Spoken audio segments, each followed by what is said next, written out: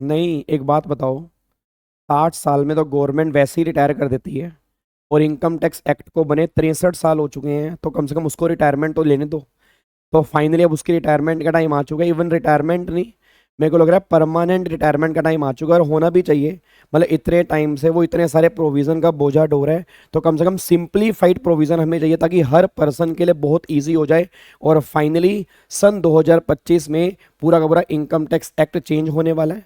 I think आप सबको idea लग गया होगा कि नए कोड का नाम है डायरेक्ट टैक्स कोड सन 2025, जो इस बार के बजट में गवर्नमेंट अनाउंस करने जा रही है।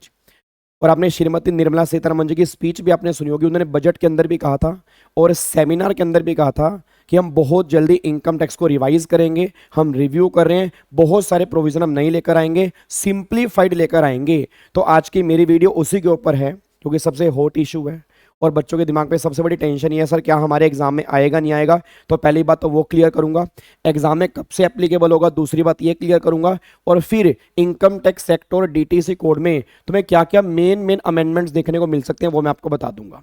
ठीक है, पहले मैं बता दूं, जो मैं आपको अमेंडमेंट्स बताऊंगा, जो डीटीसी कोड का ड्राफ्ट गवर्नमेंट ने इशू किया वो उसके बेस पे बताऊंगा। अब नया ड्राफ्ट सन 2025 में क्या आएगा, एक बार उसको देखने के बाद आइडिया लगेगा।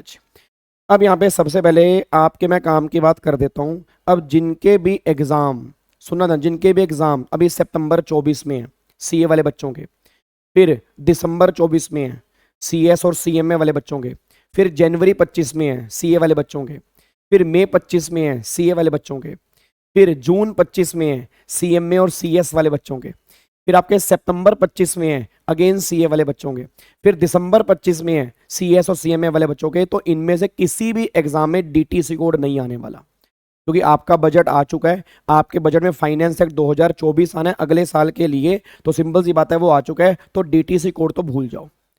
अब डीटीसी कोड आएगा फरवरी के बजट में, एप्लीकेबल होगा होपफुली, अगर सब कुछ अगर पास पास हो गया तो 1 अप्रैल 2025 से, तो कहीं ना कहीं वो एग्जाम में एप्लीकेबल होगा।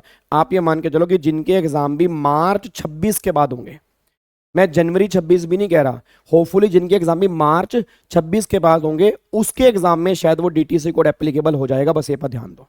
तो पहले तो दिमाग से ये निकाल दो कि आपको डीटीसी कोड पढ़ना है। हाँ, नॉलेज होना थोड़ा बहुत जरूरी है कि भाई क्या क्या अमेंडमेंट्स देखने को मिल सकती हैं, इस वीडियो में आपको समझ में आ जाएगा। बट एग्जाम के लिए हमें 2026 तक अगर हमारे एग्जाम है तो बिल्कुल भी नहीं पढ़ना। हाँ, मई 26 में है या जून 26 में, होपफुली वहां तक अगर एप्लीकेबल हो गया तो एप्लीकेबल हो जाएगा हमारे एग्जाम के अंदर भी।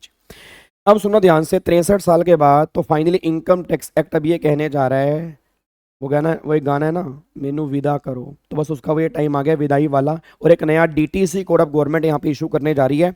अब इस डायरेक्ट टैक्स कोड जो इसका नया नाम है, आई थिंक आपको पता होगा, आईबीसी कोड भी है, आईबीसी भी एक कोड है, मतलब इंसॉल्वेंसी का भी एक कोड है। तो कोड का मतलब क्या होता है, इसमें बहुत सारे प्रोविजन कंबाइन करके गवर्नमेंट क्या करती है, एक डॉक्यूमेंट इशू कर देती है।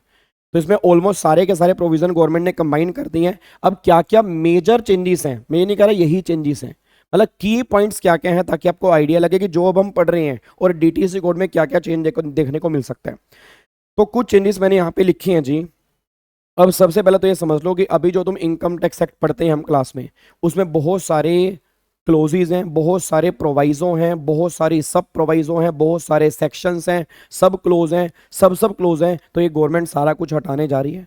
अब गवर्नमेंट करी इतना तामझाम नहीं चलेगा, ना उसमें कोई प्रोवाइडेड दैट होगा, ना प्रोवाइडेड फर्दर दैट होगा, ना सब क्लोज होंगे। तो जो नया अभी डीटीसी कोड गवर्नमेंट ने ड्राफ्ट इशू किया है सन 2010 वाला, तो उसके बेस पे गवर्नमेंट ये सिंप्लीफाइड करने जा रही है। सिर्फ सेक्शंस होंगे, उसके में भी अगर होगा तो एक आधा सब सेक्शन होगा, अदरवाइज प्रोविजो सब प्रोविजो ये गवर्नमेंट होपफुली डीटीसी कोड में नहीं डालने जा रही।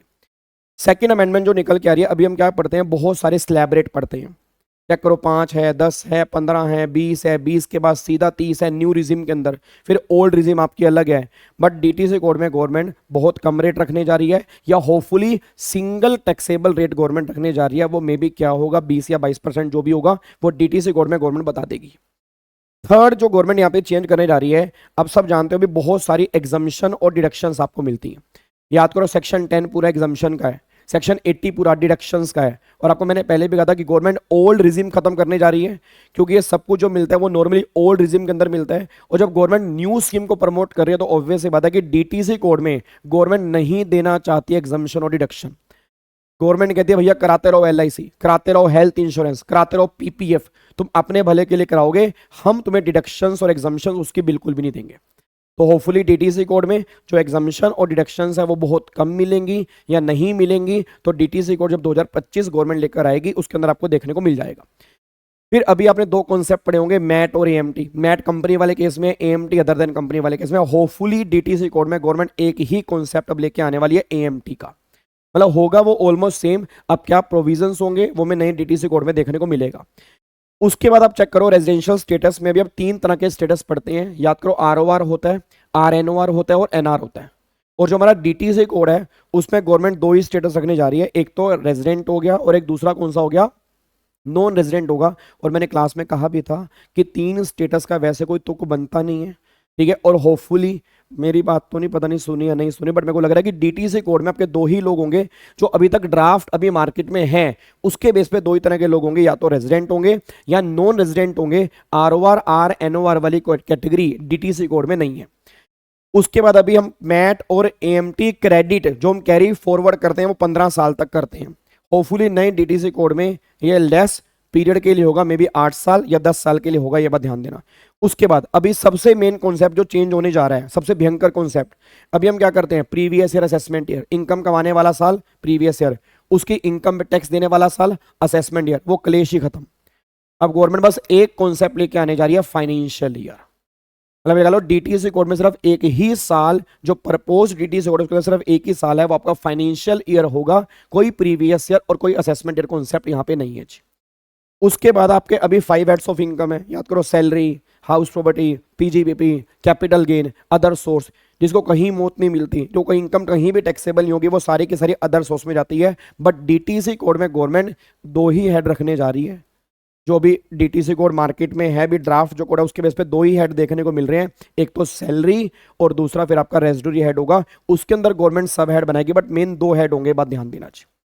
और सबसे बड़ा बेनिफिट मैं बता दूं, अगर कोई वीडियो सैलरी क्लास वाले पर्सन देख रहे हैं तो बहुत बड़ा बेनिफिट आपको होने वाला है सर। मतलब बहुत कंसेशन गवर्नमेंट आपको देने वाली है, बहुत लेस रेट ऑफ टैक्स आपके ऊपर लगाने वाली है। तो सैलरी क्लास वालों की मेरे को लग रहा है मौजे मौजे होने वाली हैं। बिजनेसमैन का मुझे भी आइडिया नहीं है, बट सैलरी क्लास की बल्ले बल्ले होने वाली है, इतने बात तो कंफर्म है। उसके बाद अभी इनकम टैक्स एक्ट में 298 सेक्शंस हैं, 14 शेड्यूल हैं, और जो नया DTC कोड अभी होगा अप्रोक्सीमेट 319 सेक्शंस उसके अंदर होंगे और 22 शेड्यूल होंगे। बट अगेन प्रोविजो, सब proviso, provided that, provided further that, ये आपको देखने को नहीं मिलेगा। नॉर्मली सेक्शंस की यहाँ पे बात होगी, बहुत सिंप्लीफाइड होगा जो गवर्नमेंट कह रही है, ताकि हर एक पर्सन के लिए पढ़ना ईजी हो, क्योंकि अभी इनकम टैक्स एक्ट बहुत बल्कि हो चुका है। मैंने कहा ना भाई 63 साल का हो चुका है, बचपन भी चला गया, जवानी भी चलेगी, बुढ़ापा भी ऑलमोस्ट चला गया, अब कितना बोझ ढोएगा। तो फाइनली गवर्नमेंट ने कहा हम एक नए बच्चे को जन्म देने जा रहे हैं। जैसे GST 17 टैक्सेस का मर्जर था, नए नए कपड़े डाल के आया था, सेम DTC भी नए नए कपड़े डाल के आने वाला है। और जो इनकम टैक्स के प्रोविजन है उसको मर्ज करके, कंबाइन करके, सिंप्लीफाइड करके आपके सामने एक प्रोविजन रख रहे हैं, DTC कोड सन 2025। बस ये बात ध्यान दो। और बाकी अगर आपको कोई भी डाउट है या कोई भी आपको लगता है सर इस बारे में वीडियो बनाओ, तो कमेंट बॉक्स में जरूर डालना। होपफुली आपको मोटा मोटा आइडिया लग गया होगा कि दोनों में क्या क्या मेजर चेंजेस है। ठीक है जी, thank you so much. But again आपके एग्जाम के लिए एप्लीकेबल नहीं है। मार्च 26 से पहले जिनके एग्जाम है वो भूल जाएं DTC कोड भी कुछ होता है। अगर उसके बाद एग्जाम है और वो भी सब्जेक्ट टू कंडीशन, फरवरी में आया, फिर पार्लियामेंट से पास हो गया, प्रेसिडेंट के साइन हो गए, कोड बन गया, उसके बाद कहीं मई 26 और जून 26 की बात होगी। मैं अभी भी कह रहा हूं सब्जेक्ट टू अप्रूवल। ठीक है जी, चलो thank you so much, God bless you, love you all, जय हिंद, thank you so much, bye bye.